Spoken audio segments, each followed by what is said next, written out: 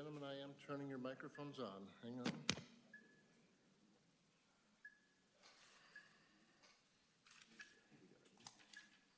Okay. All right.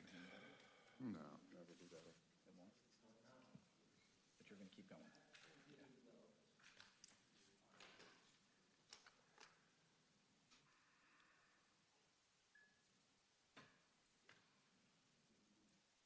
Yes, yes, we do.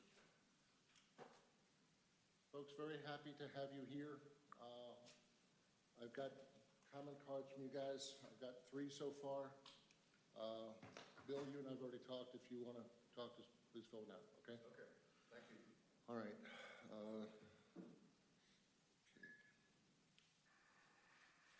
Okay, Mr. Chairman, we are ready. You have a quorum. You're ready to start. All right, let's call the order and do the roll call.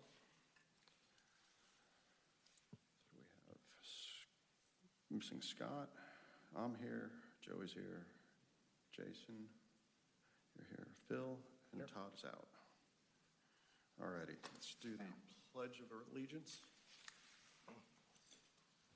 Pledge of allegiance to the flag of the United States of America and to the republic for which it stands, one nation, under God, indivisible, with liberty and justice for all.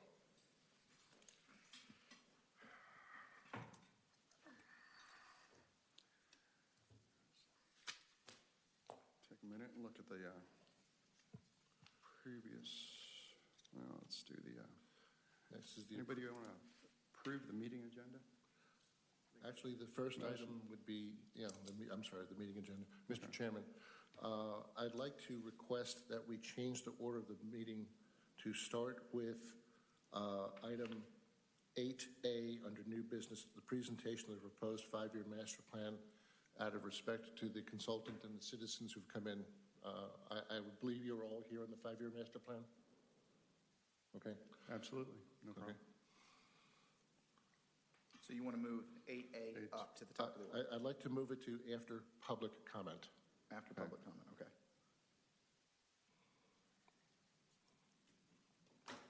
All right. I'll make a motion to approve the meeting agenda. All right, all in favor? Aye. Aye. All right, that's passed. Gentlemen, again, speaking to microphones. Okay. All right, thank you. Approval of the minutes from the January 18th, 2018 meeting. I make a motion to approve the minutes from the January 18th, 2018 meeting. Second. All in favor? Aye. Any opposed? Any opposed? No opposed. Minutes are approved. Public comment. If I may, excuse me, to the folks in the audience, Mr. Owens, Mr. Brock did not indicate the agenda item. Is your comments with regard to the Parks Master Plan? No, sir. It's regarding our new students. Oh, that is correct. I apologize. That is correct. Okay. Okay, Mr. Chairman, we have no general public comment. Okay. Okay. So we go to 8A. Yes. Discussion of current planning activities. Mr. Chairman, I'd like to introduce Mr. Steve Provo with Barge Wagner Design, who some of you may have seen the presentation given on Tuesday. This is an overview, and then we also have some citizen comment regarding it. Okay. I'd like to start with the presentation. Okay? Great. All right. Good morning. Morning. Morning, Steve. Good to see you again. I'm Steve Provo with Barge Design Solutions, and what I want to do this morning for you is to do a brief overview of the presentation that was made Tuesday evening, a public presentation of the draft of the Park System Master Plan. The full presentation, if I recall, may have taken around 45 minutes to do. So I want to run through it and give you an overview of it. And if there's any piece of it that I don't hit in detail that you have a question about, please just ask.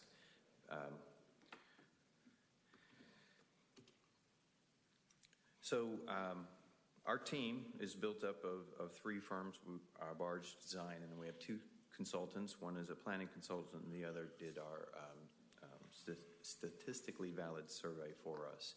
And this is the planning process that we've gone through. Currently, we are in the implementation plan phase. We have created a Steve, draft I'm sorry, just one thing. implementation Guys, plan. if you turn your screens on, you'll see the presentation. Got it.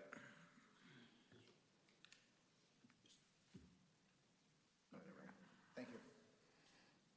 All right. What you had missed is just a diagram of our team and how it's set up. We're in the last phase of the planning process and have developed a draft implementation plan, and the highlights of that are in this presentation. The demographics is important. The population of the city is important, and how we estimate that, because it is what we use as a basis for our recommendation on the level of service for the city of Milton's parks, and I'll hit on that in a moment. But these are the numbers that are estimated for the 2016, and then growth by 2021 and 2026, which gets the population to 45,871. We had a series of focus group meetings as part of our public involvement. We spent 2 days meeting with groups, including this board. Those were 11 discussions, and 56 people participated in that piece. And this is an overview of the primary comments that were made. They are in alignment, in general, with the comments we received from the public and in the survey. The 2 public meetings that we held, we had good participation in those meetings. The highest priority comments that were made are these listed, and these are important. They're enhance Birmingham Park, trails between and in parks, acquire new parkland, new sports fields, and multi-generational indoor center. I mentioned the ETC performed the survey for us. What's important to know about the survey and how it works is that it was a randomly distributed survey. Any household in the city could have received it. And then what's also important is that it is also demographically distributed, or the responses are demographically distributed in a way that matches the population of the city. So we would keep getting responses and keep putting the survey out until we got enough responses that covered the demographic makeup of the city. These are this observation of what we got in the survey. 85% of the households used the trails, and over the last 12 months, 91% used the city and county and state parks. And then what's great news is 91% of the respondents think the city of Milton's parks are excellent or good. This is much higher than a national benchmark. And then we found that 21% participate in the programs, which is lower than national standards. These are the express needs. It's walking trails, community parks, small parks, and natural areas and wildlife areas. The funding is a different kind of question. What do they support funding? And those are to add and enhance walking trails, existing park upgrades and new facilities, enhance Birmingham Park, acquire new parkland, and enhance Providence Park. This is the breakdown of how they would spend $100 across the park system. I explained the other night that it's slightly skewed.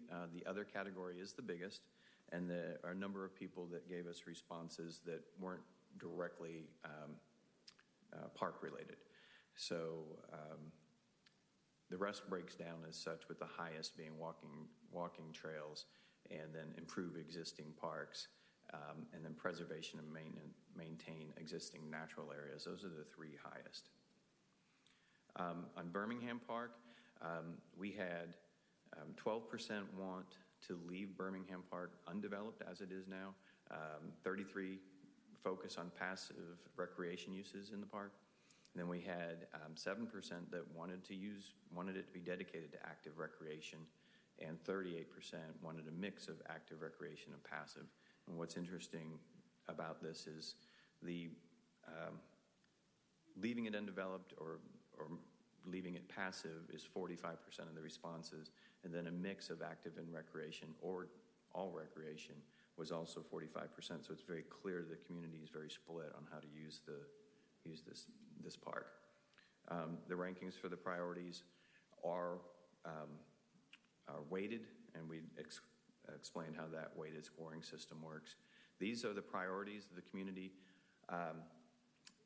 For facilities and amenities, they're in alignment with the items that we had shown you on the previous slides of what was wanted out of the surveys, but it's walking trails, community parks, and natural areas are some of the highest. And then in the medium for the facilities, amenities, were playgrounds and multi-use fields. And then low priorities were indoor fields, indoor tennis, basketball and volleyball, equestrian facilities, skate parks. Those are facilities and amenities. We also asked about programs and activities, and the responses were given across the board. Some of the programs and activities that people are interested are activities that the city currently doesn't have facilities for, but it's still relevant that people want to participate in. So the ones with asterisks, the city doesn't currently have facilities to host them. But walking, jogging, biking, that was an adult fitness and wellness programs, nature programs, visiting other parks.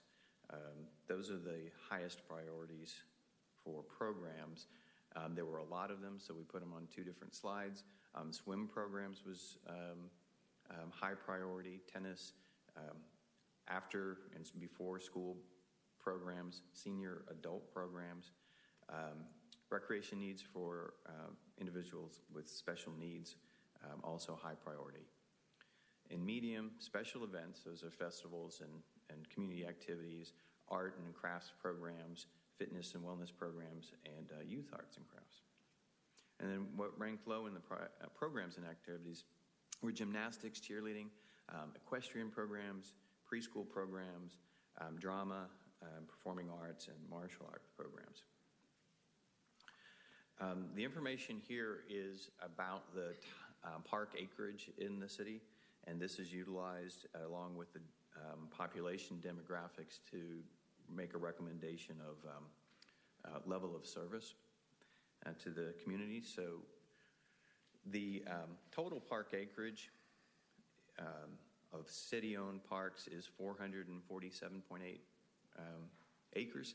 Of that, 44.7 are developed sites and 403.1 are undeveloped park sites.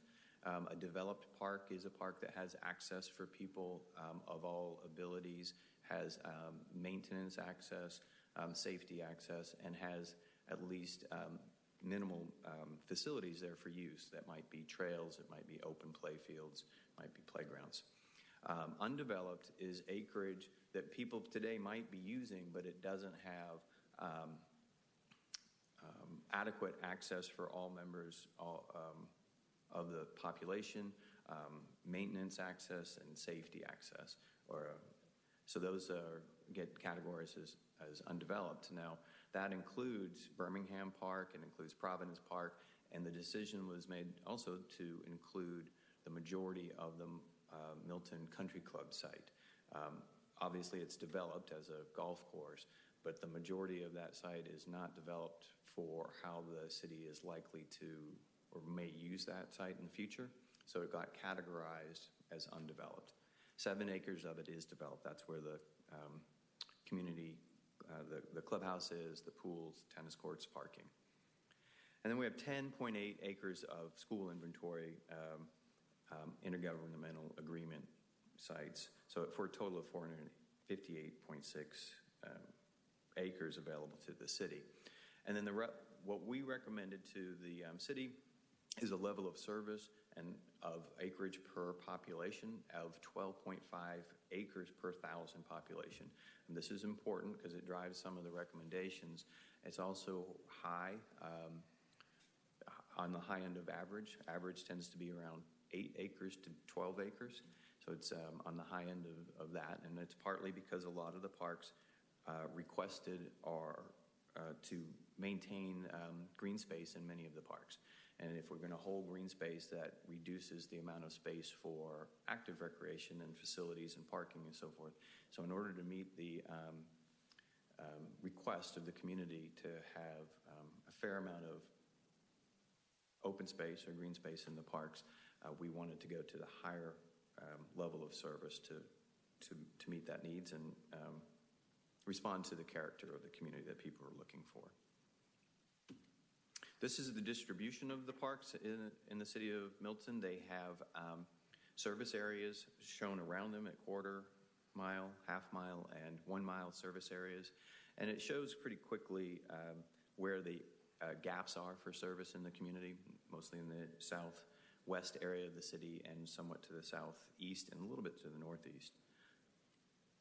Our recommendations in general were land acquisition. We found that based on the level of service that we recommend, that over the next 10 years there's a need for an additional 117 acres of new parkland.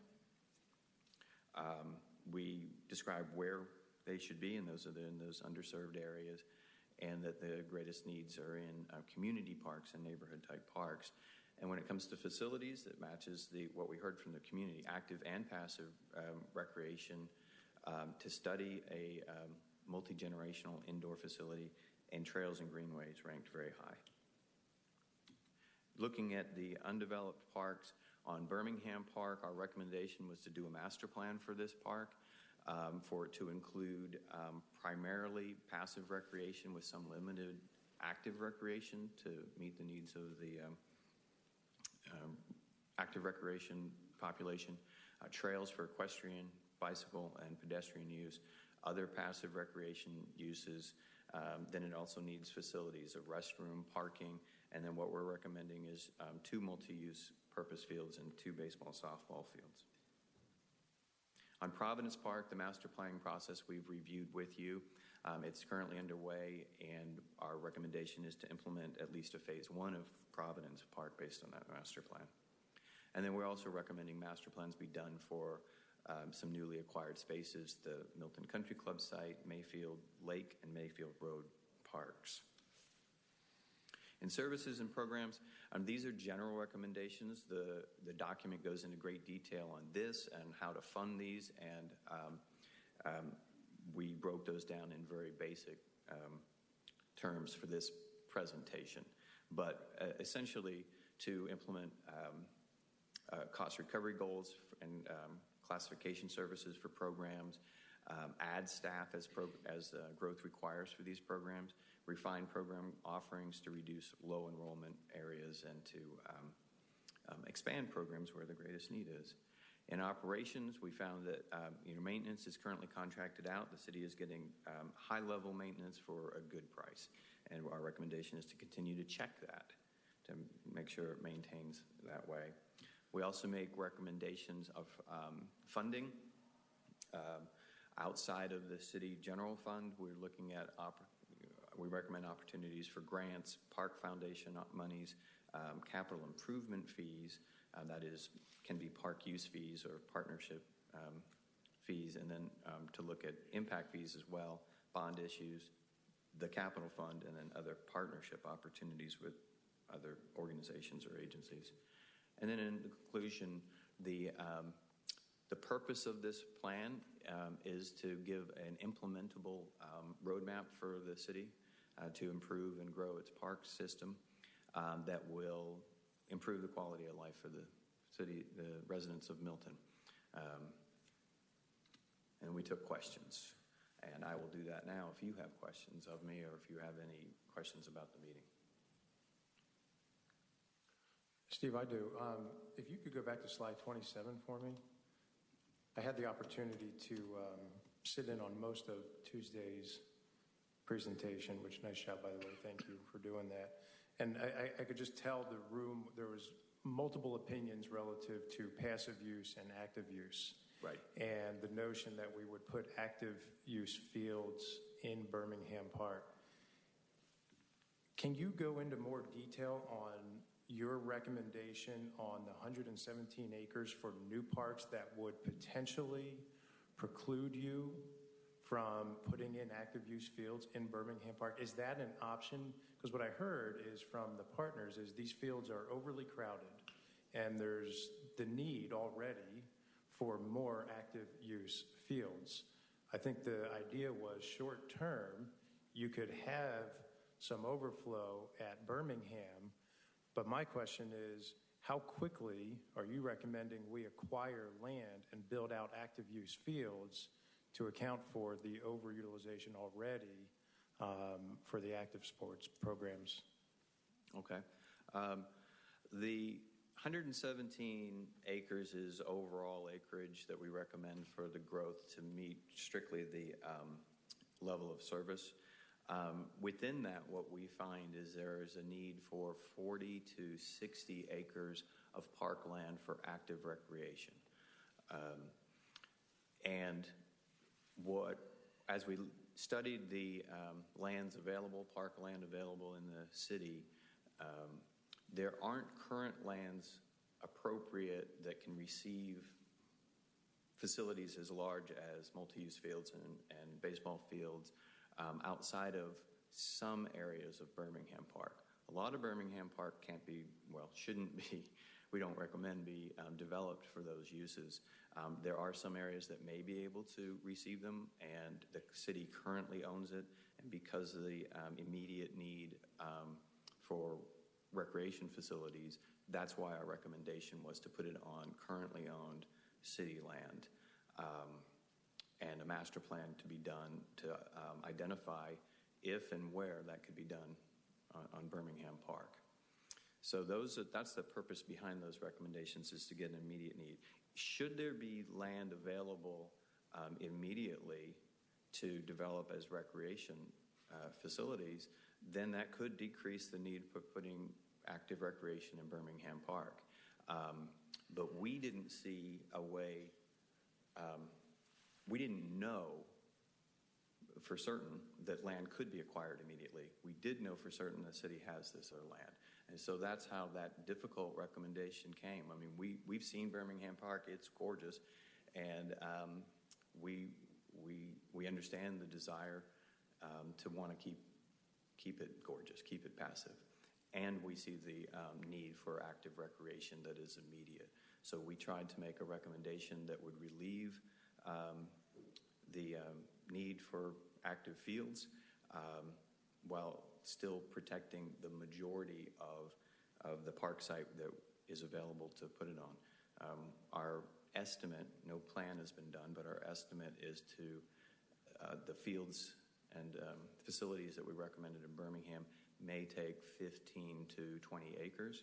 So upwards of 10% of Birmingham Park would be used for those facilities. And again, if other parkland was available immediately, then we could locate facilities there instead.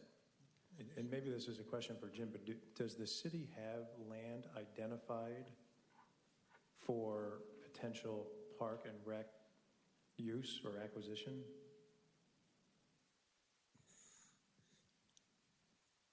The answer to that is, to my knowledge, I'm not aware of it. Typically, acquisition of land is done in executive session and is not spoken of publicly until contracts are in place. It preserves the integrity process of acquiring land. So, not being privy to executive session, I'm not aware of anything at this time. And then, Steve, I'm sorry, my last question is the recommendation of the fields that were proposed for Birmingham, was that based on the current enrollment and activity for our current program partners? So again, what I heard the other night was the lacrosse and the football, and everyone is, there's 3 teams sharing one field. Are the recommendations based on the current enrollment from our program partners? They were based on the survey information and information we got from the public and the study of the existing facilities that are available. So that's where the recommendation was made. It could be adjusted to different kinds of fields, but based on the data we saw, that's where we saw would serve the city best. Yeah. It's not enough fields. It's only a portion of it. So our recommendation covered multi-use type rectangular fields and diamonds to broaden out the community, the part of the community that it would serve. Yeah. Got two questions for you. Yes. On the land inventory, did that include the Fulton County property this Fulton County school property on Freemanville and Wood Road? It does, and it includes the properties that the city currently has intergovernmental agreements to use. So it does not include that piece of land across, close to the Milton Country Club site. My second question is what is your firm's recommendation on that 10%? What part of Birmingham Park to be developed for ball pits do you suggest? Well, Is it by the Texaco Bullpen Road area? it is. And I say that with the recommendation in our plan still there to do a master plan. So our general assessment is maybe it could go on that area of the site, Bullpen Road behind the gas station. That area has some open land that is of a grade that would probably be suitable to put fields on with minimal impact to the site. We still recommend that the whole site get looked at. Maybe there's something we're overlooking, but that's a general assessment, so it could go in that area. Thanks. Thank you. Did your plan go as far as to decide whether they would be grass fields and lit? I was just curious. Or is this just identifying an area of land? The fields for the recommendation on Birmingham Park, for them to get full use, considering the need today, they don't necessarily have to be turf. They could be grass. They should be lighted. Okay. The fields are being used into the evenings today. Correct. Okay. Was there any look at the intergovernmental groups or agreements that we have, right, and the potential to expand those, right, in terms of, over by North Park, there's lots of land. Would the city of Alpharetta be interested in a joint venture park there, right, between two cities as a potential option? Or even, when I look at the fields at the high school, at Cambridge High School, at Milton High School, at the middle schools, those are pretty quick solutions, right? And I understand that dealing with Fulton County schools is a little bit of a different animal. But if something were in place where we had a 50-year agreement or a 30-year agreement, and then some of our funds went in to light those fields or turf those fields, it would give an option. In other counties, I know it's a county school and a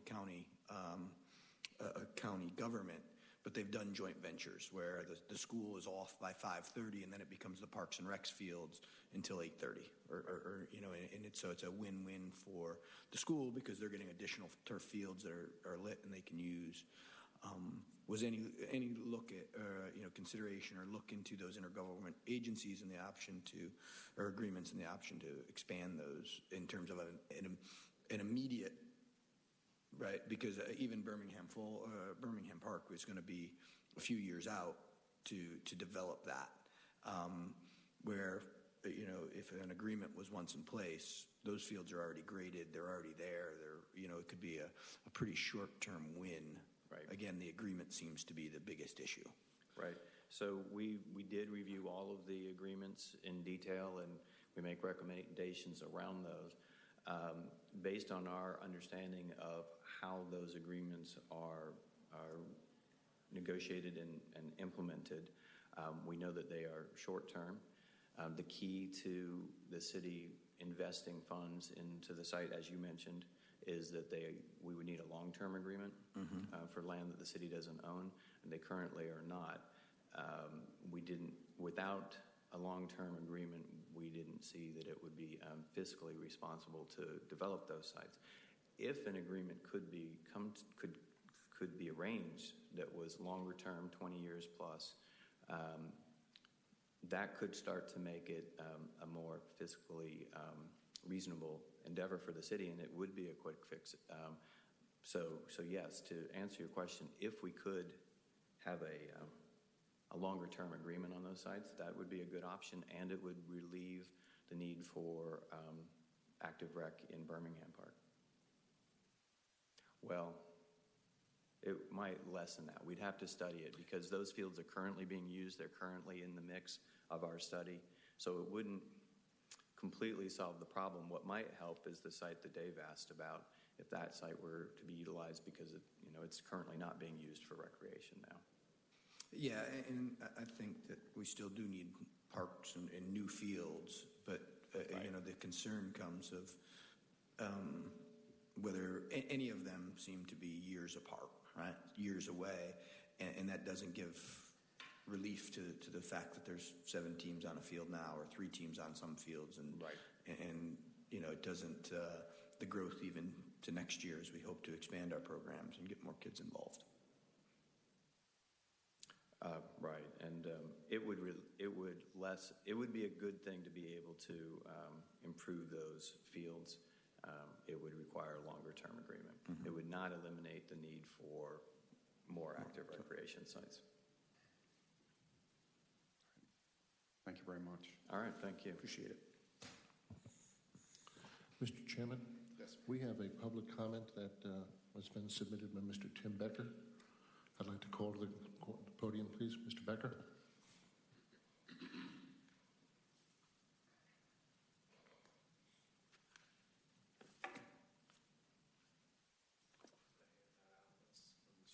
Certainly.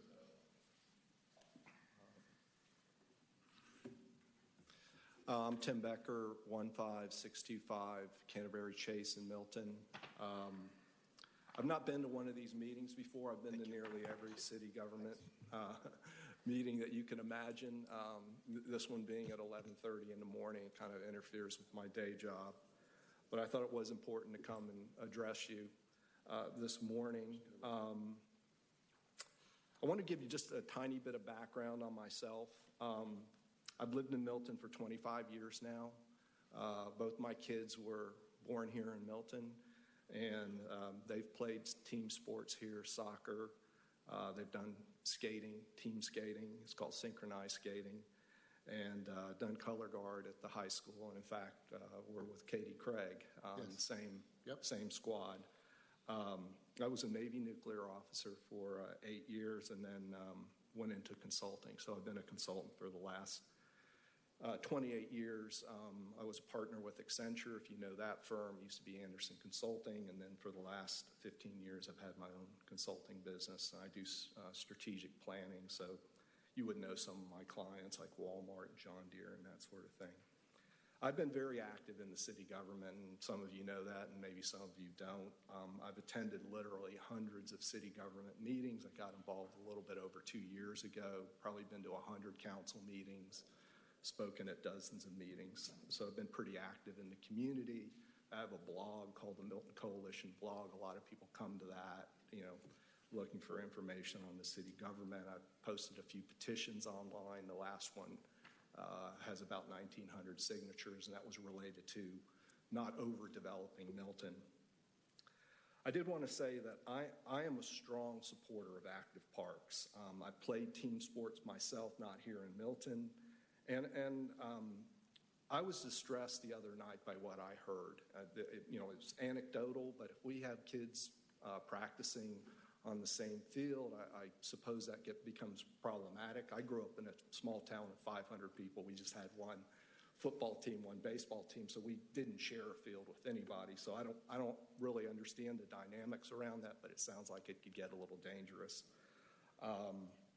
It sounds like this is getting laddered until late into the night for kids to practice. So that had me concerned. Now, I don't know if we're managing our capacity correctly or not. I've worked with a lot of clients where you work with them and you figure out they've got a lot of excess capacity and they're just not managing it well. So I don't know.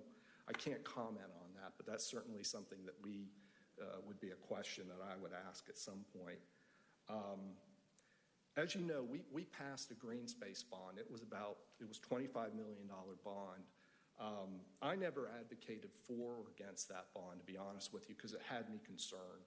that we were putting all our eggs in one basket, which was green space and passive parks and nothing for active parks.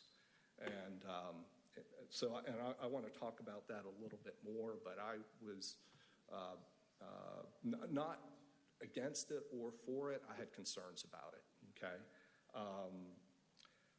But I want to talk about the master plan, and I'm sorry for the long lead up, but I just wanted to give you a little bit of context. I'm just going to say flat out, I disagree with the consultants. I've taken the data that they collected, and I want to tell you, I was at nearly every parks meeting, okay?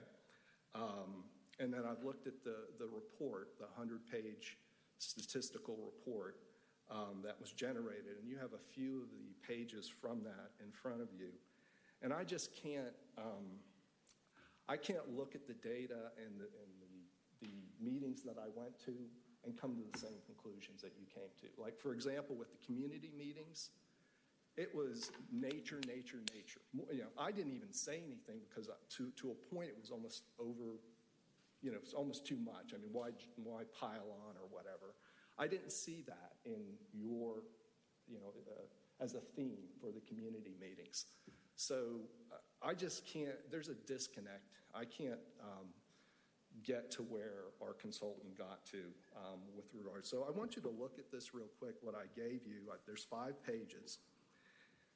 If you look at this page, in the report that you were presented a few minutes ago, you just saw the top part of this.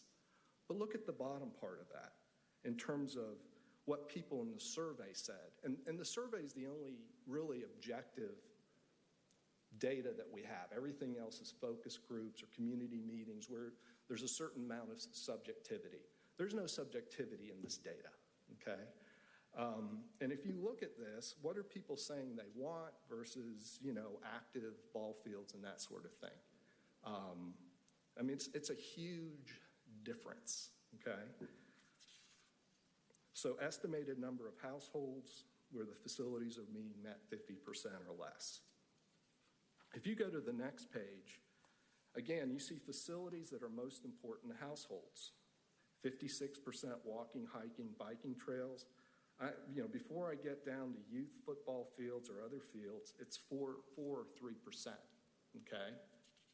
So that was not coming through, in my opinion, in the presentation that was provided. I've been in this business a long time. I can't get to where our consultant got relative to the data that was provided.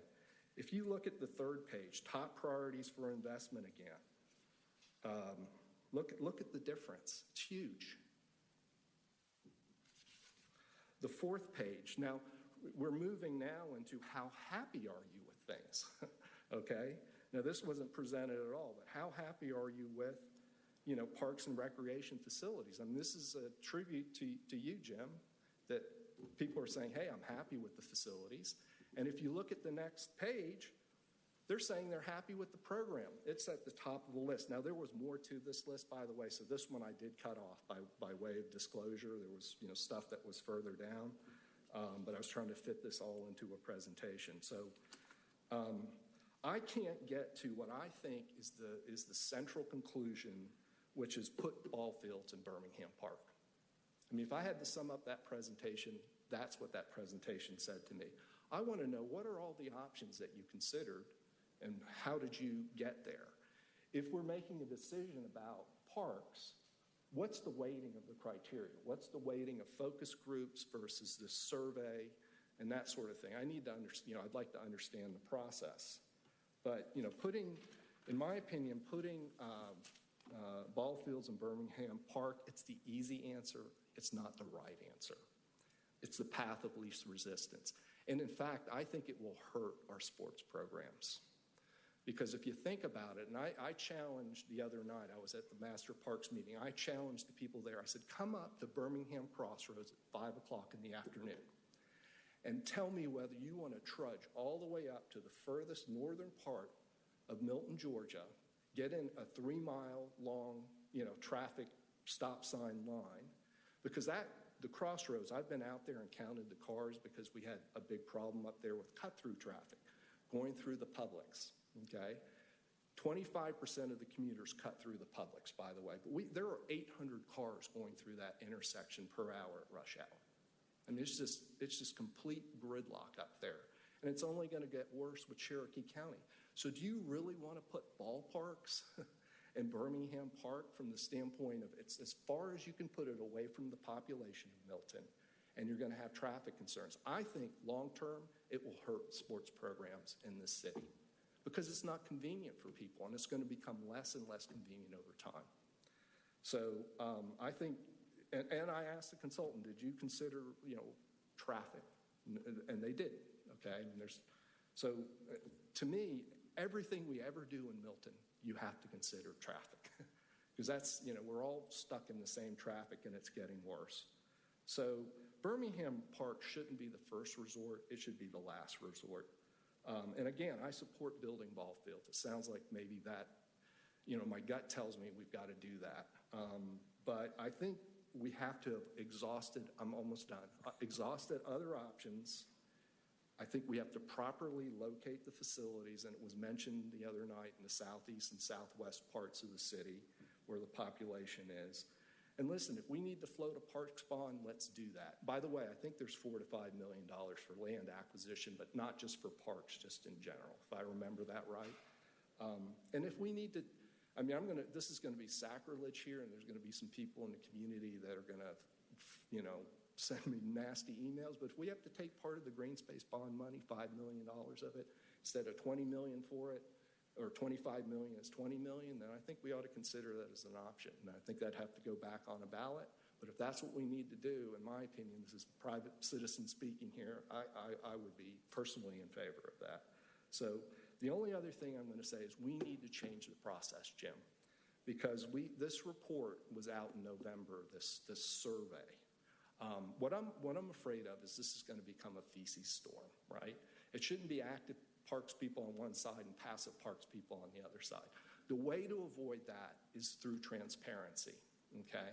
We had a report, this report, the excerpt is here, has been out for 3 months. As soon as it was generated, in my opinion, it should have been disseminated, okay? The report that we saw 2 nights ago should have been provided to the public ahead of time so that we can look at it. Because otherwise people think you're hiding the ball, that the process isn't transparent and you're trying to drive it to a certain answer versus where it needs to go. So anyway, sorry for the long comments, but I have a lot of passion around this, so excuse my passion. Thank you, Doris.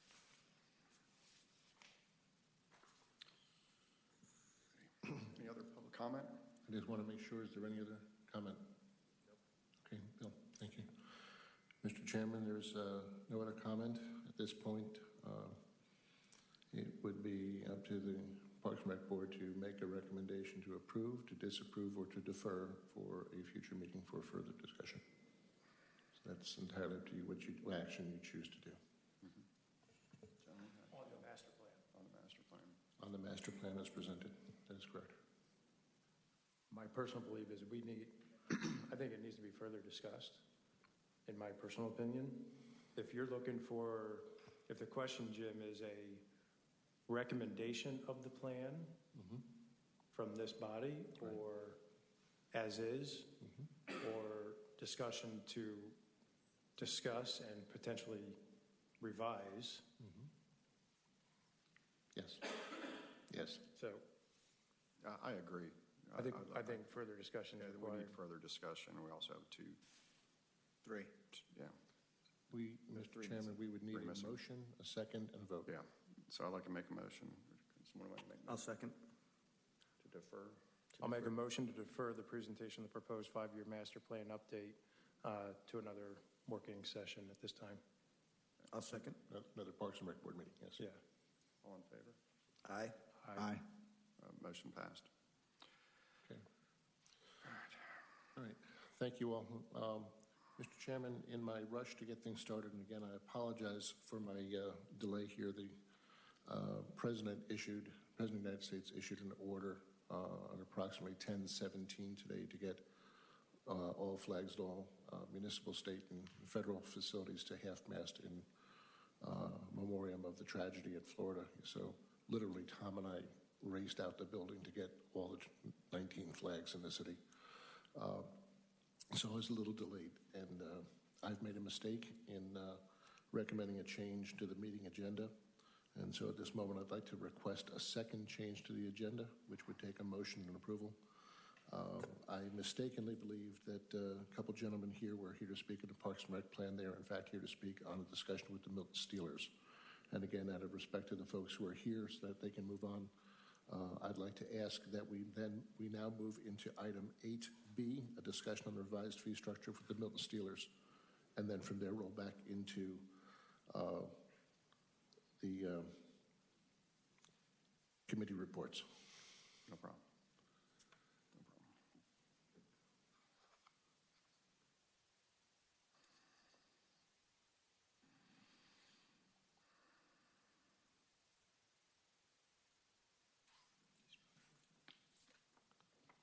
We would need a motion and a second to make that change. We got You need, man down for pardon? we have a quorum. Ribs. Oh, we have to wait. Oh, we're a man down. Okay. A bathroom break. All right. Going to P Drive Parks. Fees ordinances. I should find this stuff, my 20 and 2. Yeah. Just put them out. Font or something.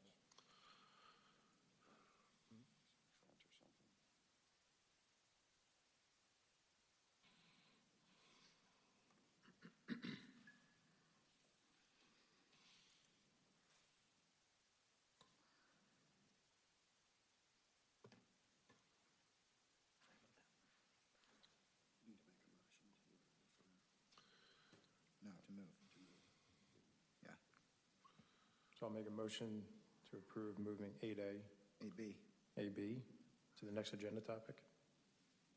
I second. All in favor? Aye.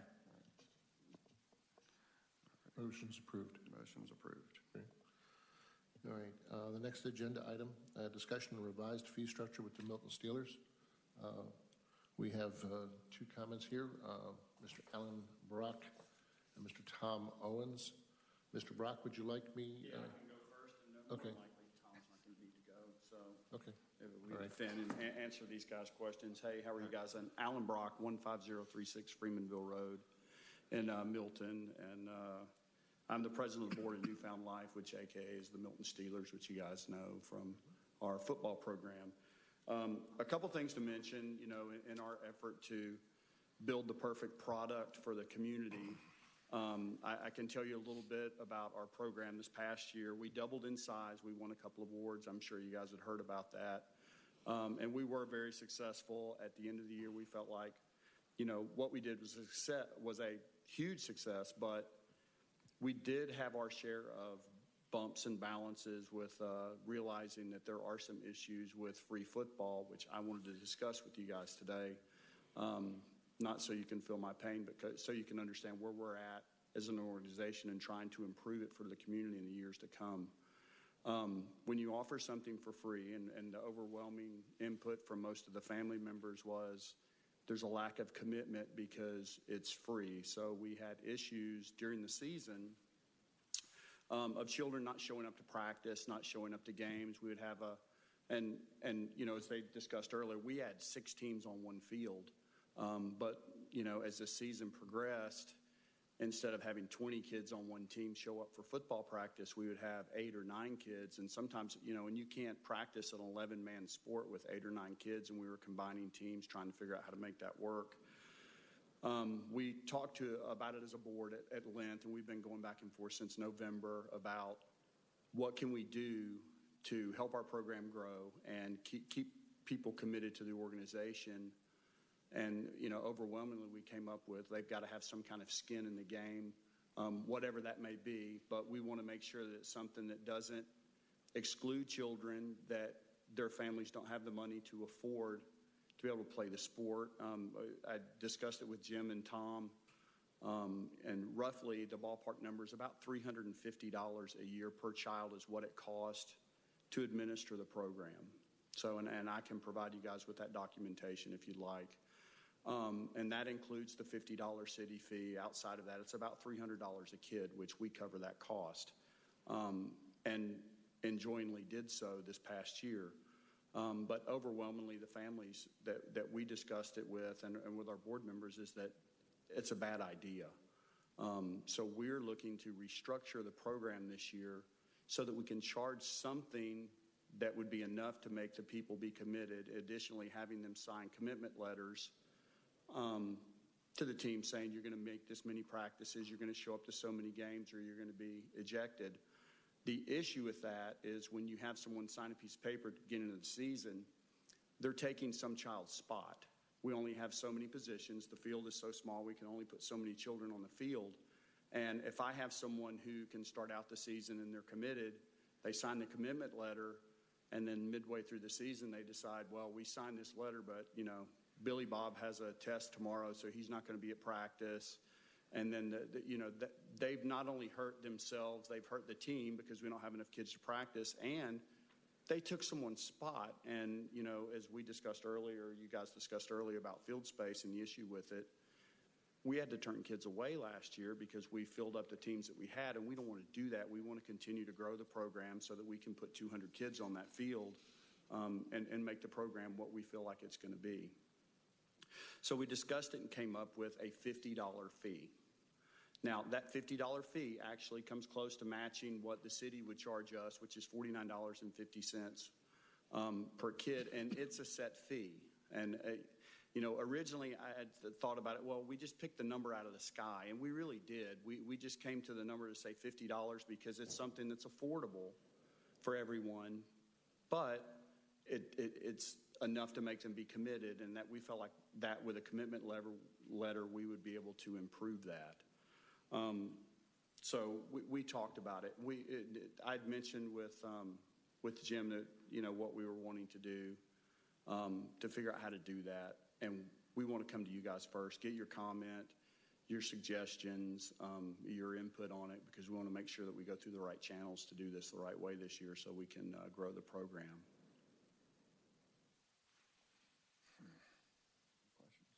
No, I have no questions.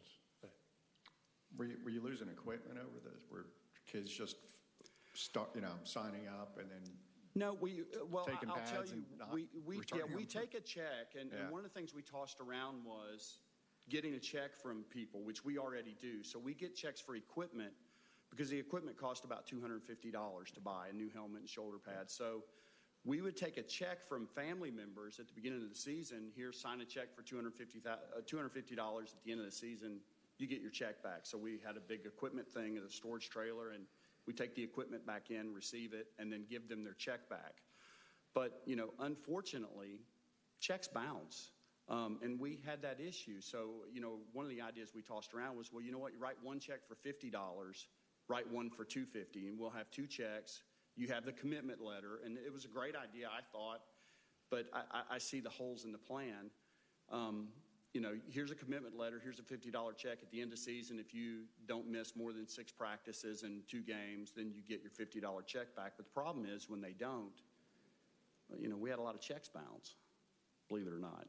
So I still don't feel like that was the way to go. So we just thought, well, if we do the $50, it doesn't hurt the children that are going to be scholarshiped or on free and reduced lunch, because when they sign up for the program through the city, I believe this year we're going to have a way to be able to tell who's going to be on the free and reduced lunch, so it's not going to affect them financially for the scholarship.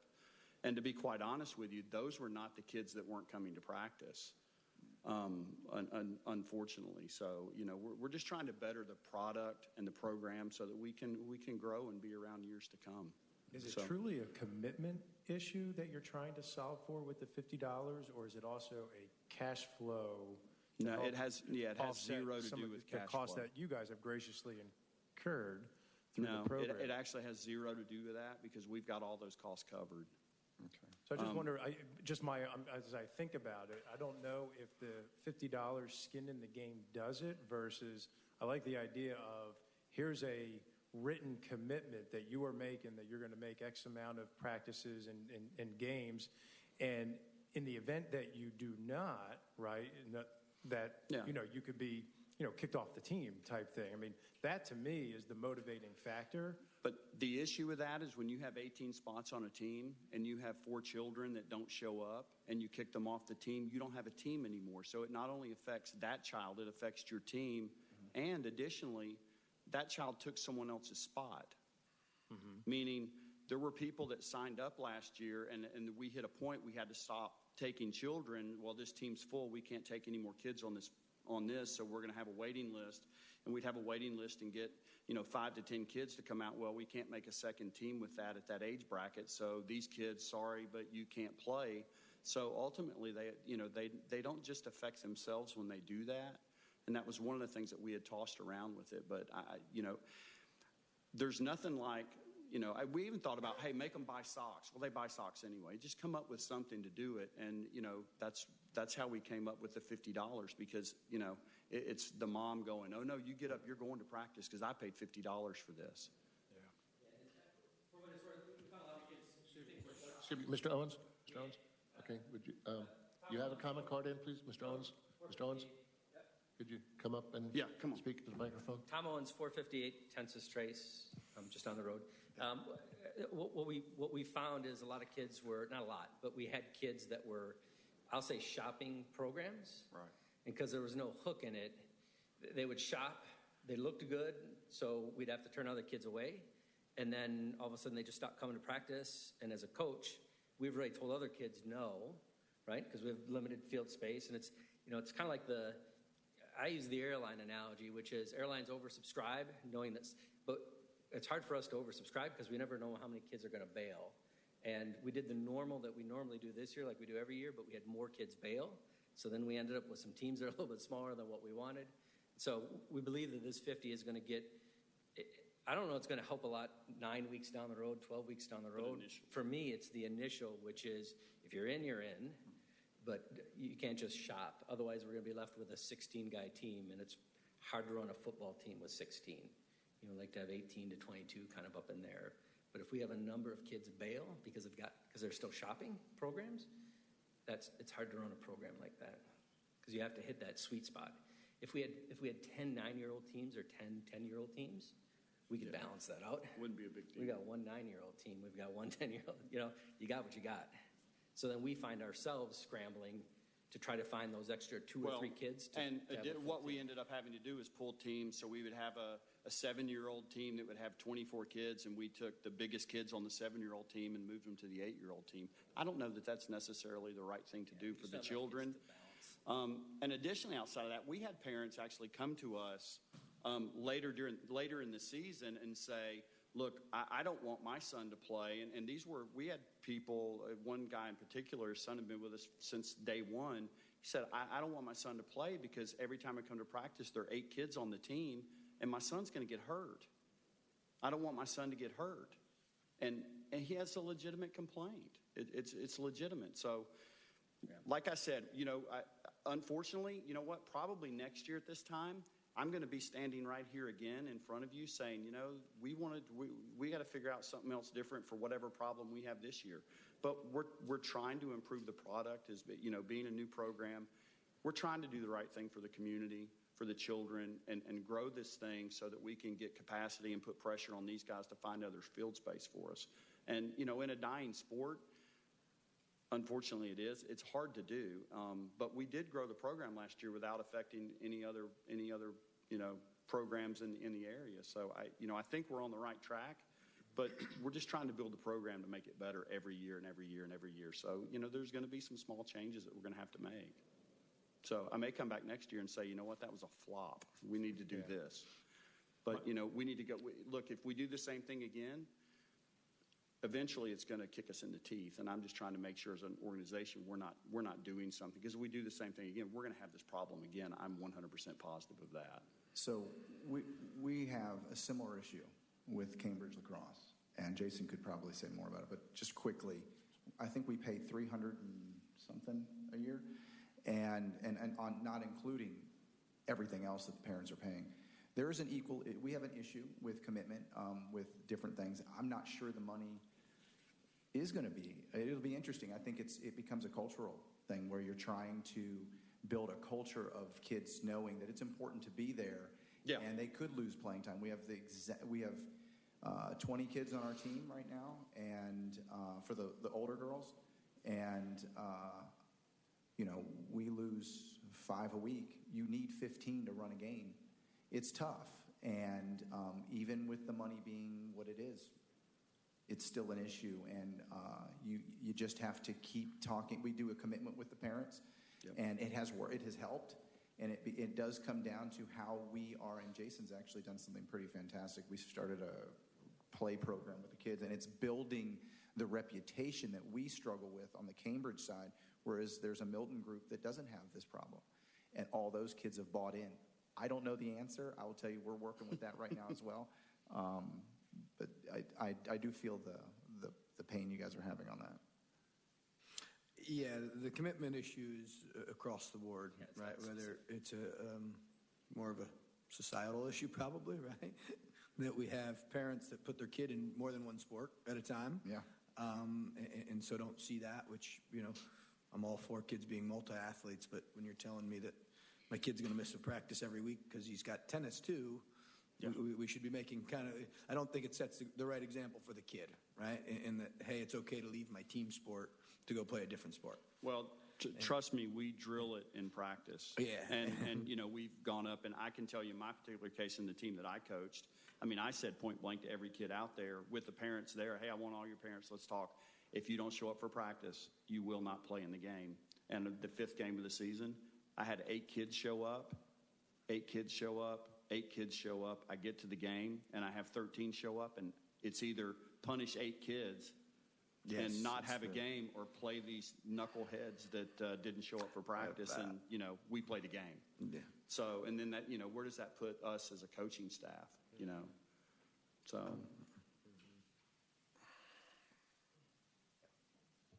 More skin in the game can't hurt, right? At $50, that's still a heck of a deal to play an organized sport. No, of course. Yeah, I think it's a good idea. Mr. Chairman, if I may, from the moment that the Milton Steelers reach out to us to discuss it at city level, a couple of points were made very clear at the very start of the discussion. One is that they already have secured sufficient funds to fully fund the program this year, just as they did last year. That's excellent. This isn't about collecting $50 as it's going to make, from their perspective, makes the difference of the budget of the program or not. Also, the second thing is they wanted to make sure, and in coming to the Parks and Rec Advisory Board, that this is made very specific and clear that this was not, last year was not a bait and switch. Last year it's free, now it's $50. For every single discussion we have had has been a discussion about commitment. It has not been about trying to make a fiscal budget. It's been about trying to do something to increase that commitment. And I will tell you, Tom, myself, Mr. Krokoff, we've all talked about various ideas that we could do. And to their credit, they have taken these ideas back and discussed them as a board. So I applaud, as you guys know, I am a longtime community coach here. I'm starting my 66th sports team last week. And I get it, when you have, I have a girl, I've got her again on this team. She never comes to practice, and she shows up 5 minutes before the start of the game with no warm-up. And if I don't play her, I don't have enough people on the team to play. It is a frustrating situation. Okay, so as both a Parks and Recreation professional as well as a youth coach, I feel the pain. But from the very beginning, this has not been about $50 is going to allow us to make this program or not. They have the specifics of what are being requested is that they would continue to to pay a commission to the city equivalent to the value of the program, which was established 2 years ago at $328, and a payment of $49.20, which is 15% of that amount to the city. They've never asked to change that at all. So the $50 would be a fee, and then it would be detailed as the total value of the program is $328, of which $50 is paid by the person. So they're not looking to cut any of the funds that the city would receive as the commission. They're not having there's no indication of any financial hardship. It's just trying to get the commitment. And they wanted to be upfront about it. And I applaud them for wishing to come up here and talk with you folks about it. Thank you. I will say that I'd be interested to see how it works, right? Because I think that there is some value to parents. Yeah. We know when we do free programs that you kind of get what you get, right? And if it solves 50% of our problem, exactly, we've kicked the can down the road. Yep. So. I will be very interested next year to see how that kind of plays out. But I think that anything that puts, to Phil's point, anything that puts more skin in the game. Yeah. I'm quite positive I'll be here with something next year. I'll be here with something. Great. Thanks, guys. All right. Yep. Thank you very Appreciate much. it. Yep. Thank you. Mr. Chairman, at this point, it would be appropriate for you folks to make a recommendation if we, as staff, should approve this or not. Yeah. Okay. Sure. I think it's fine. Yeah, I think it's fine. Yeah, I agree. great. So do we need a motion? Yeah, let's make a motion. Make a motion to accept the revised fee structure with the Milton Steelers as proposed. I'll second. All in favor? Aye. Aye. Motion passed. Okay. Thank you. All right. Thank you very much, gentlemen. All right. At this point, we can now get on with the rest of our regular, and I would take us back to committee reports. By the way, gentlemen, I would like to let you know that if you go to your right and immediately to the door on the left, there is a restroom. Hey, thank you, guys. Thank you. Thank you. Oh, wish I knew that. Thank you. All right.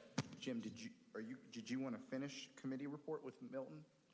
Ron's not here. Ron's not here, so we'll probably pass. Why don't we just start Okay. with the Hopewell Baseball Committee report? We'll wait till Okay. you come back on full duty.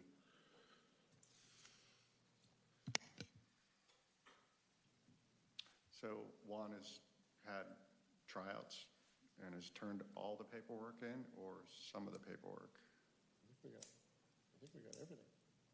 Tryouts? Didn't you have tryouts last week? Yes. Oh, he sent rosters over? No, he hasn't sent rosters over. He had tryouts at the Windward Baseball Academy. Yes. Yes.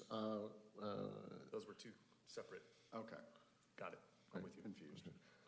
Yeah, they had tryouts at the Windward Baseball Academy due to the foul weather. And the following Monday, I will tell you that some of you may be aware I'm involved with a youth mentoring program. I mentor young people as umpires at baseball and softball. Mr. Salas called me up and was very complimentary of the work, and he said, "By the way, let's get this paperwork figured out that you need." And I think we got everything, didn't we? Everything except for certificate of insurance, I believe.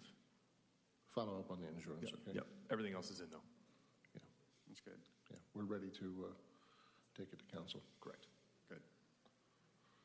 Okay. Joey, Eagle Sticks?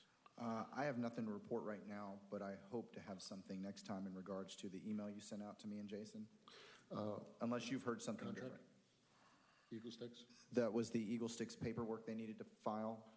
Yes. We have not I have received not it heard yet. back. Have you? We have not received any of their paperwork. How about communication? We have received their contract, Okay. but the additional paperwork we have not received at all. Have they responded to you requesting it? Like, hey, we're getting it? No? Okay. No. We have enough to submit the contract, Yeah. but we don't have all the other financials. Insurance, concussion, Everything, and so forth? yes, yes. Okay. So I will, as soon as I hear something. But as of right now, I have nothing. All right. Any help you can offer us would be greatly appreciated. Right.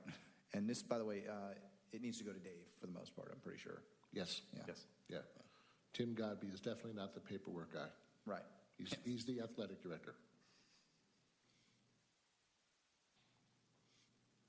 All right. Okay, next on the agenda, the unfinished business, discussion on the Wall of Fame.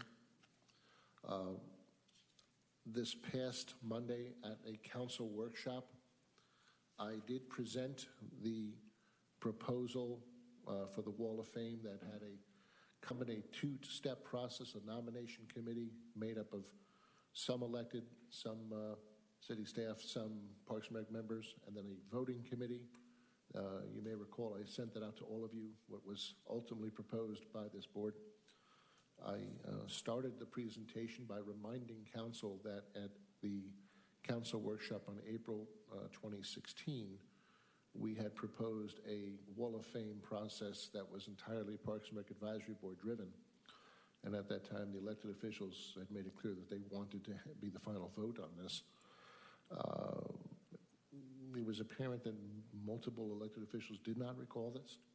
And they generally liked what they saw, but with 6 of 7 elected officials made it very clear that they did not want to be involved in the election process.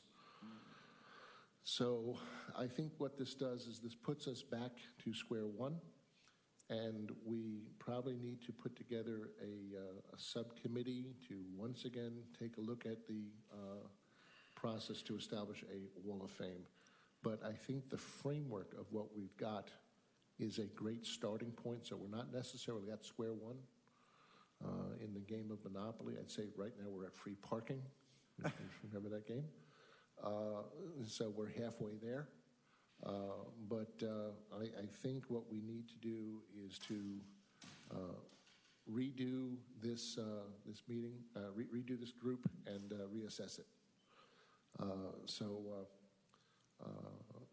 That would be the recommendation, and perhaps at the next meeting, or if you want to try and reestablish the subcommittee internally, remember no more than 3, and see if we can reassess it. But that's the report. They did like the idea that we had some community involvement in as well, as we were trying to reach out. I have not yet spoken to any of the athletic directors, but they liked the community concept of it. So we're close. Right. Close. So, Jim, remind me, what was they were going to be a part of the selection process? They were going to be a part of the nomination process as well as the selection process, and it was apparent to me they did not want to be part of either. Okay. And then part of that was, one of the processes was going to be city staff. That's still okay? Right, it was they were going to be part of... They didn't seem to have any issue with that. Okay, so just them? Just them. Okay. Just them, yes. Okay. Shocking. So, That sounds like an easy fix to me, though. Yeah, Okay. I think so. so I know Scott did a lot of work on that, and I'm trying to remember who else was involved. Ron. So let's defer this till Okay. next meeting with Ron and Scott, and All right. Then let's have a motion to defer this topic till next month. let's make a motion to defer it. I make a motion to defer the Hall of Fame discussion till next month. I'll second it. All in favor? Aye. Aye. Motion passed. I must apologize, everybody. I've got a raging headache, so I can barely think straight. Okay. So, Well, we will try to go through these things then as quickly as we can. That's- All right. I'm just The next item on the agenda is item 8C, a presentation of a revised fee schedule. Jason, you're new at this, so let me explain. For the city, and specifically the Parks and Recreation Department, to collect any fees, it has to be approved as an ordinance by the city, and then the actual fee, the item to collect has to be approved as ordinance, and then the fee has to be listed on what's called Appendix A. And in this case, Appendix A covers every chapter of the city's ordinances. So if you want to collect a fee for a building permit, that would be under Chapter 64, okay? Parks and Recreation is in Chapter 34 of the Code of the City of Milton. And I am proposing 2 changes to the fee schedule. The first change is to take out as a rentable facility the Deerfield courtroom. The reason I'm proposing to take it out is that we have tried renting it, and we have discovered 2 problems that are 2 issues that are quite problematic. First is that the people who rent it are expecting technical support from the city in terms of using the audio-visual equipment as well as the Wi-Fi and things like that. And that is not viable for city employees to support that type of rental activity. Jim, what was that location? Deerfield Courtroom used to be the city council chambers. Now it's just a courtroom. The second problem is that when the city has not provided that technical support, the people who are renting attempt to provide their own technical support. And as a result, they have made changes and modifications to the audio and visual technologies that in turn hamper the operations of the courtroom. So therefore, it is the consensus of both the court operations as well as Parks and Recreation that that's a room we don't need to be renting out. So no rental at all? No rental at all. Okay. Okay?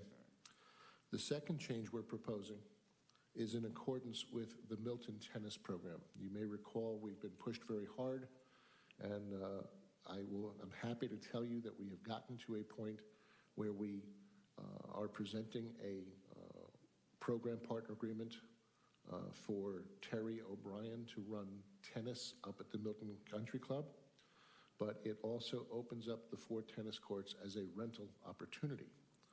And we have looked at the surrounding communities and have come up with a number of $5 an hour to use a court. And the general fees that we've seen in the community for public tennis courts has been $3 to $5 an hour. So we have proposed $5 an hour as a fee to rent it. That's my report, and I would be asking for your comments, questions, and when you're ready, if we could have a motion in support or denial of said recommendation. Any discussion, gentlemen? No, I'm No good. questions. So the $5 an hour is on people that are like Bell, they're renting the facility. Other than that, if someone's there playing, it's first come, first serve. Yes. Okay. If a person wants to just walk up and see the courts are open and they want to start bouncing the ball, God bless you. Right. We could do that right now at Bell Park. Just like Bell. But if you want to reserve it, then Okay. going through the city's rental process produces a document that says, I have this reserved from 2 to 3 on next Thursday, and you have the right to then go to say to someone and say, hey, please get off the court. We would, of course, have to go to some type of sign company and get appropriate signage to indicate that, please respect and so on and so forth. But also what this does is it allows us to go ahead with a facet of the program of Mr. O'Brien. Mr. O'Brien's program is paying the city a commission of 15% on all the registrations for teams, team registration, and summer camps. His private lessons, he keeps the revenue from his private lessons completely, but he pays the city to rent the facilities to run his private lessons. The $5 an hour. The $5 an hour per court. Per court, okay. Right, and this also was consistent. We did a survey of 5 communities in the area to ask, how do you handle a tennis pro? And also, what fees do you apply? So 5 different communities we reached out gave us the same answers, with the exception of between $3 to $5 on the rental. So will he, from what you guys have seen, or it doesn't even matter, is he going to be okay to be able to financially do this, considering the fees weren't there originally? And we believe he will come out whole, if okay, not better. Good. Because I was thinking, I'd hate to lose all of a sudden he thinks, gosh, I'll just be a tennis pro somewhere else at another club. Or Mr. O'Brien has a very well-established clientele in the area. I think he had 200, right, or something? Yeah, and he lives off of Bethany Church Road. He's embedded in the community. He's Okay. highly respected. Yeah, perfect. I like it. Good. Was the rental facility of the courtroom being used quite a bit? It was used a couple of times, enough to convince us we don't need to keep doing it. Okay. Now, will there be any special events, like the ladies that had come in for the playground? We were discussing possibly them using that, right? They needed a space possibly? They use my place. Oh, they use your, okay. The I want to use your place. any usage of that facility would strictly be a decision of the city manager to permit Okay. a non-fee usage of the city. It would not be a publicly rented facility, Okay. though it is well within the authority of the city manager out of an offer of goodwill to another organization to use it, but that's strictly his decision. Okay. So we need a motion? Okay, you want to make a recommendation to, Approve the revised Schedule A fee structure. I'll make a motion to approve the revised fee schedule. Second? all in favor? Aye. Aye. Motion passed. Thank you, Jim. Thank you very much. Several of these we can move through quickly. All right. City staff reports, discussion and current planning and activities. The Providence Park Master Plan was presented this past Monday at the council workshop. There was a lot of healthy discussion, a lot of energetic, a lot of engagement, and it is, as a result, we are going to slow down the process on it. We're not going to present Providence Park for vote this coming Wednesday at the meeting. We're going to push that back to at least March 5th. We want to have some internal staff meetings, as well as another meeting with Barge Wagner to discuss the phasing plan and some of the costs associated with that. And this way we can start to present a better, more well-rounded master plan to the council. And of course, the 5-year master plan, you folks are upon it right now. And just as you wanted to slow it down, I think there's other parties that would like to slow it down. I will tell you, I've been involved in this area since 90. I've lived here since 92, been here since 90, involved since 96. I thought that the meeting this past Tuesday was, frankly, one of the healthiest, best meetings we've had on that land in a long time. And I thought there was, I thought I was prepared for a much more difficult meeting, but it was the seeing of other people seeing the other side's eyes. You know, various groups seeing different people's eyes. Also had a lot of discussion on Milton Country Club, and we're working that as well, which leads me to the next thing, which is the Milton Country Club. As I just said, we do have the tennis program locked down. Carter Lucas is working very hard on the physical aspects of the pool. Tom and I are working very hard on the programming aspects of the pool. No decisions have been made, but we are working to provide council some hard, real numbers of what it would take to run the swim program, and we are pressed to do so very, very quickly. So based on the recommendation you guys have given me to keep moving forward, where council has us is provide them data. I have a gut feel this may be decided before our next Parks and Rec Advisory Board. Unless anyone wants me to stop on this, feels we should stop on the swim program. We clearly have a huge amount of citizen engagement that's saying, please bring back to swim. Mm-hmm. So this is being driven by the swim team needs their information quickly, right? Yes. Yeah. Yes. We have already reached out to the American Swim Association, and they've already granted the City of Milton an extension on registration so we can get things sorted out. Good. Okay. There's one more thing I want to bring up, a discussion of field capacity safety issues. As was expressed Tuesday in the discussion about the overall 5-year master plan, multiple parties spoke upon the sheer volume of people on the fields, the overcrowding of Bell Memorial Park. This has effectively put the city on notice that we have an overcrowding issue, and we now have to do an intensive study to figure it quickly on what is the optimal number that we should have on a field at a time. So far, we have not found any state or national definition of what that should be, so we may have to come back with that quickly.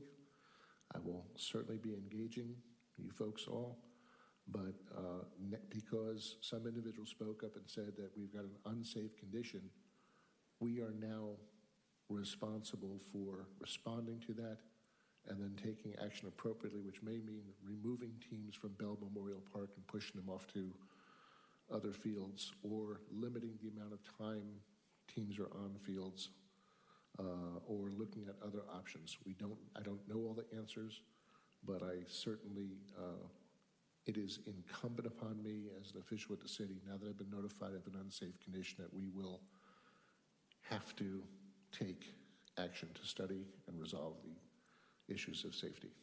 And if that means whatever action we have to take, we will have to take it.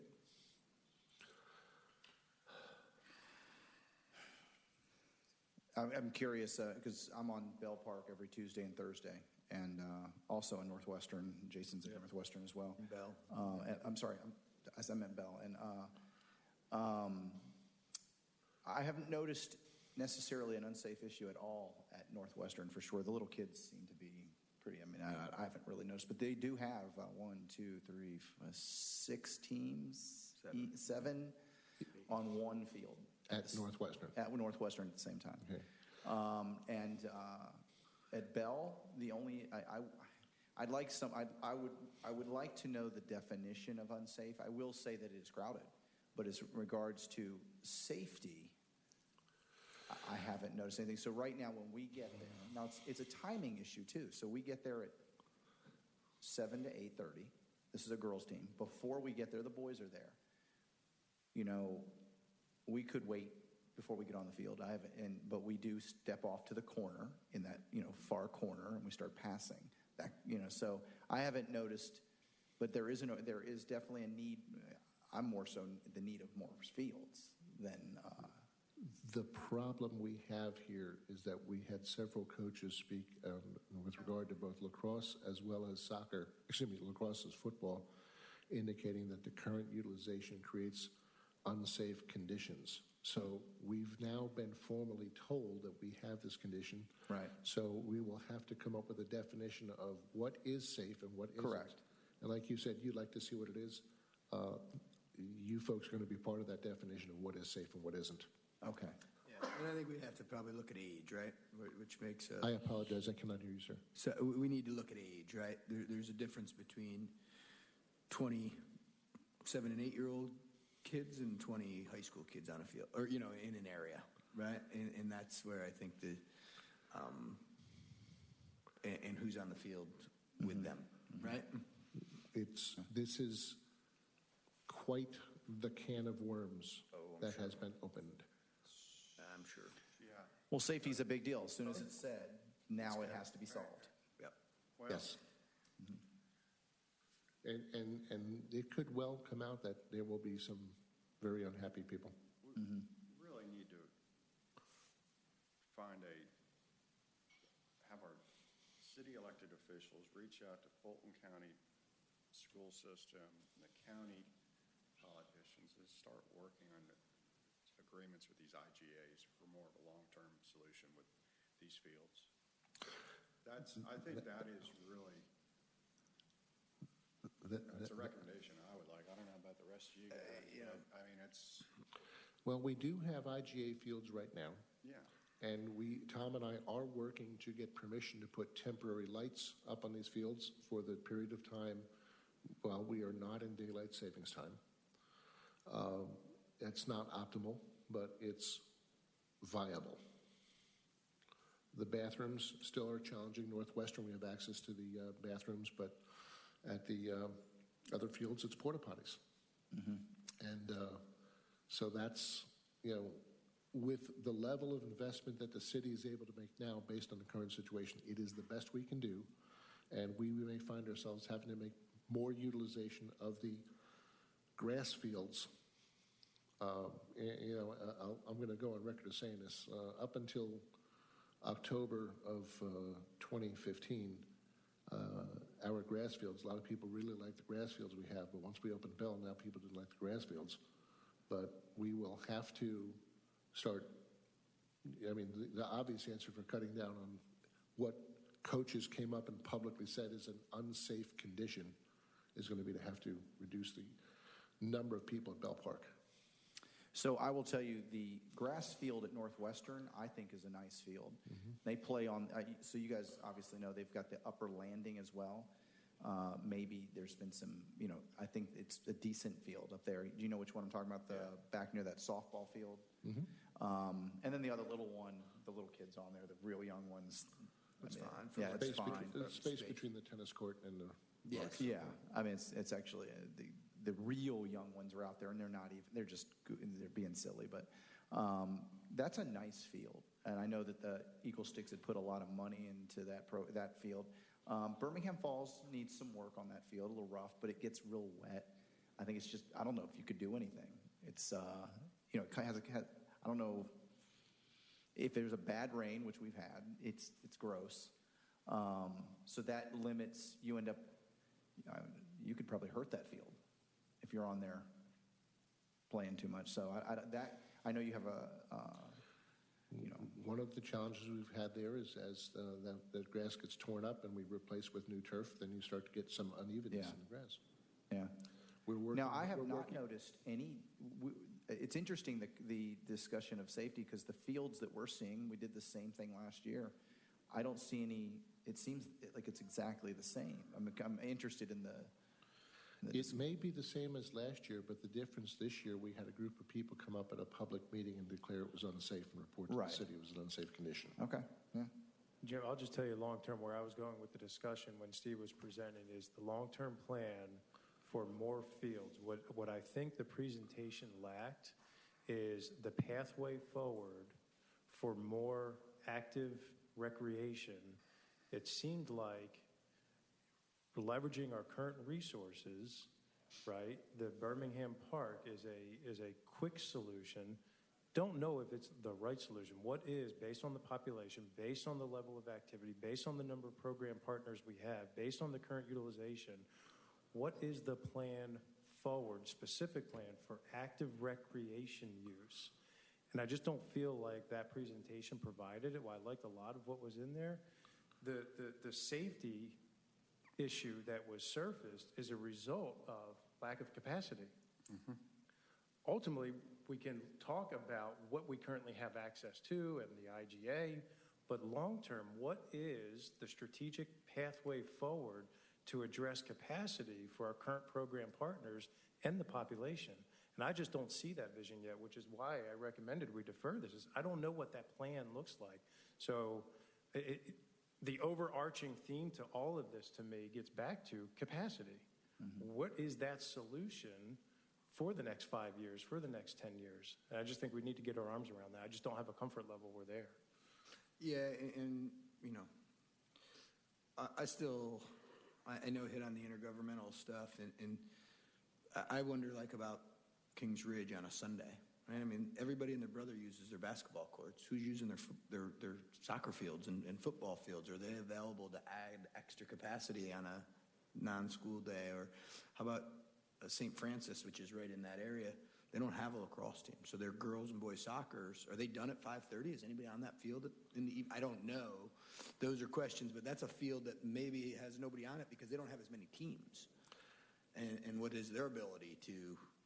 Now, Kings Ridge is using Bell, aren't they? Kids, boys? Youth is, yeah. I don't know that they're using. Yes, Kings Ridge is on Bell. Okay. That's part of the. And as far as St. Francis, when Bell was getting ready to be shut down, I was involved with many discussions at St. Francis that were not fruitful.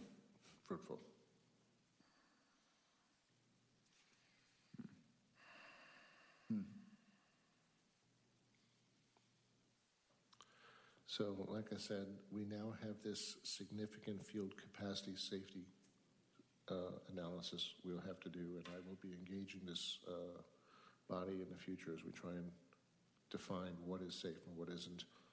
And then once we've defined what is safe, then we'll have to go back to our program partner and say, this is the limits. Does that involve asking the fire marshal, public safety, what is safe, unsafe? Are we doing that? I don't think there's a fire-related issue on an open the ball. in the air, coming down on the kid's head, unseen. I don't really think that, I don't think that would really be part of the discussion. I think it's simply the matter of the number of people on the field in terms of the safety from being hit by a ball or someone running into you.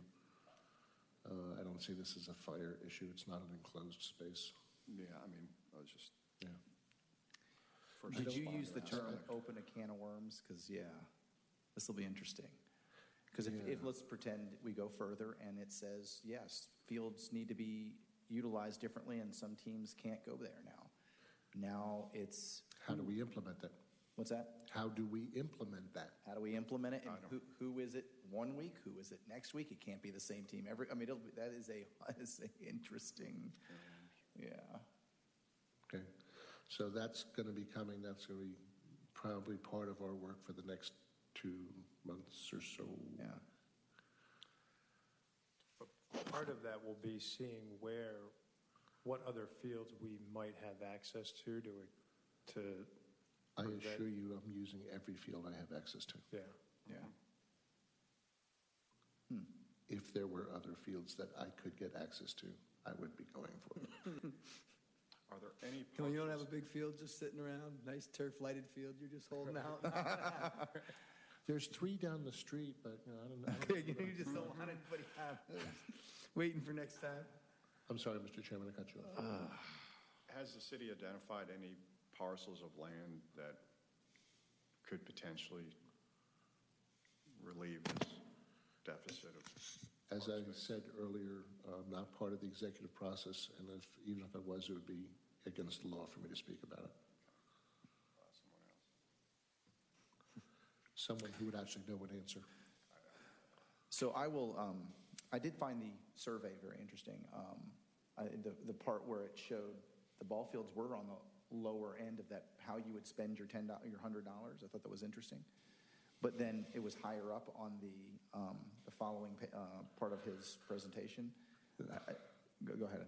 The one thing you have to keep in mind is the survey is one component of the overall master plan. The survey is the opinions and views of the people, but we also hired these professionals to study what we have. Correct. To make the projections for the future, because the people who answer their plan, they're the citizens, they're the hardworking people the taxpayers make things happen, and they are living in the now.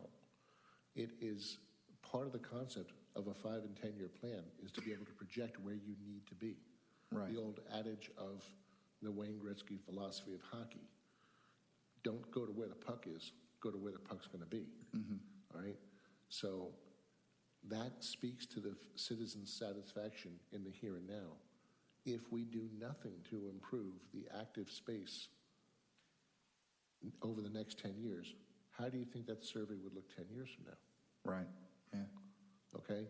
And that's what some folks are missing the point on. That's just one piece of the components to go all in. You may recall he talked about the objective views. There was the focus information, there was the survey, there was the analysis, there's the projections, the level of service. I mean, this is based upon studies of communities across the country. Barge Wagner's done this many, many years. So it would be, you certainly have the right to interpret the data any way you wish. That's why the city did make it public. It would have, I think we would have preferred to make it all part of the comprehensive response, but the city did make the data public, and you have to understand that's one piece of an analysis. So I will, we obviously need more rectangular fields, but, I will say. And we're going to need more diamond fields. Baseball is still the biggest animal. Oh, rectangular and baseball fields. Diamonds. Mr. Becker was at. He made a comment that I hadn't thought about, but it will be an interesting dilemma if we do put fields over there. Traffic. Yeah. That's an interesting. I hope that's something, because if you've ever been to, That would have to be studied. if you've ever been to the Rush Soccer, they have that one tiny little road, and every Saturday it is a nightmare. And so that would be something. At least there's a stop sign. I will say at least there's a stop sign. So that'll be interesting. I have to be honest, I really thought that meeting on Tuesday was best, most healthy discussion. I've thought, there was multiple entities. There was the folks who would say we're doing nothing. There was folks whose focus was equestrian, folks whose focus was Milton Country Club, folks whose focus was sports. And it was really evident that everybody was listening to each other. It was the best discussion I've seen in my time here on this. It was outstanding.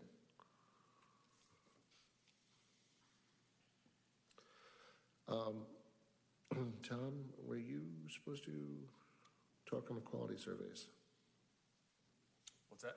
On the quality surveys? Okay, the last meeting, it was brought up, what the surveys look like. I've provided you guys with a copy of, this one just happens to be Eagle Sticks. They are all asked, every program is asked the same questions for consistency purposes. So here they are.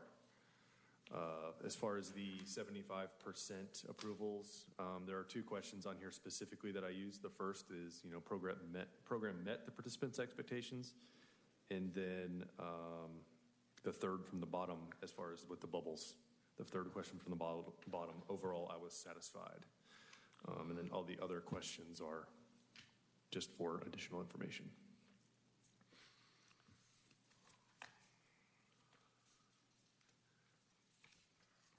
If you would like to review them and go back and think about it and talk about it next week, next month, we will not be sending out surveys again until the end of the. Actually, we'll be sending them out For Kim Coleman. for basketball probably next week or two, but we could certainly implement changes for spring, for the end of the spring programs, if you folks feel these surveys need to be modified. How do these go out in terms of what's the email that goes with the survey? Right, I'm assuming it's a Survey Monkey. Yeah, It is. Survey. Yeah. So what's the email context around it, right? Because the one thing I think becomes somewhat biased, as we all know, is if your kid has a good coach, it doesn't really matter how bad the program's run. The kid has a good experience, and so you tend to be favorable here, right? Mm-hmm. If you have a crappy coach, doesn't matter how good the program is run. And so my question is this, hey, this is the city of Milton reaching out to evaluate Eagle Sticks as our provider of girls lacrosse, or yes.